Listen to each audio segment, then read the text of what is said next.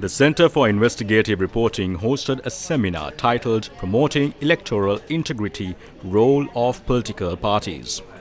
The seminar brought together a diverse panel to discuss the crucial role political parties play in ensuring fair and transparent elections.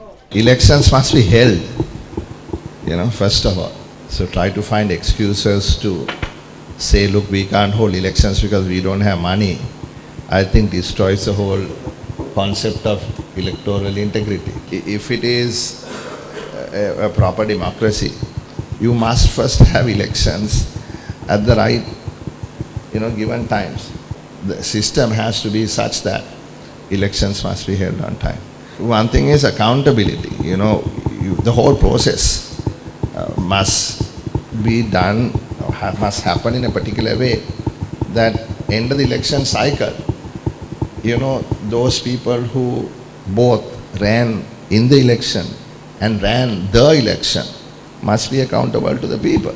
People must be able to sort of accept the election result.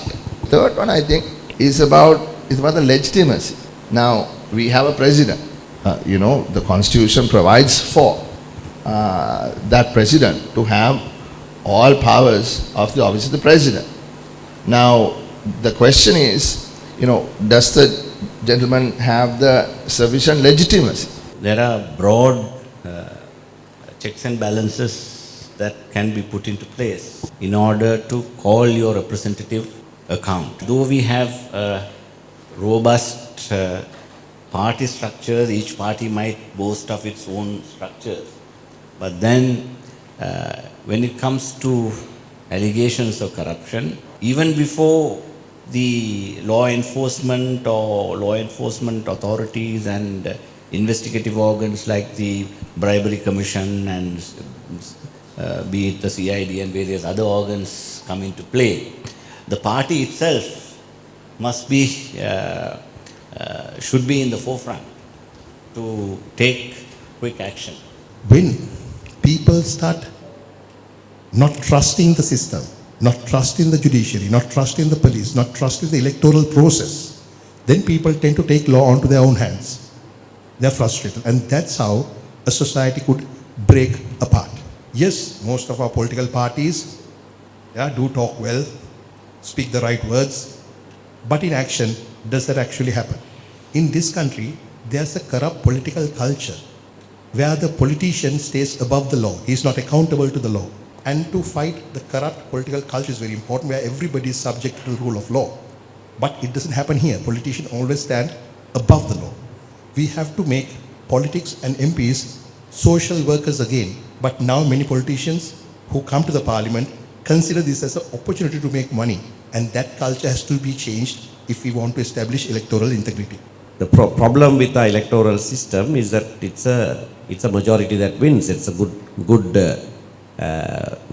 principle to follow. But when majority rule becomes majoritarian rule, then you lose the plot altogether.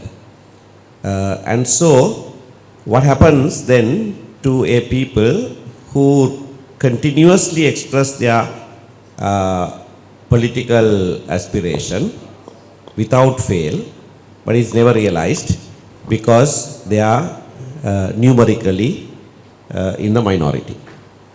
How does the system then accommodate that? If it doesn't accommodate that, there is a very serious flaw in the whole system. Now, even though we politicians talked about electoral integrity, when it comes to the election, are we really ready to adhere or to follow electoral integrity as per se? It is not something happen in isolation.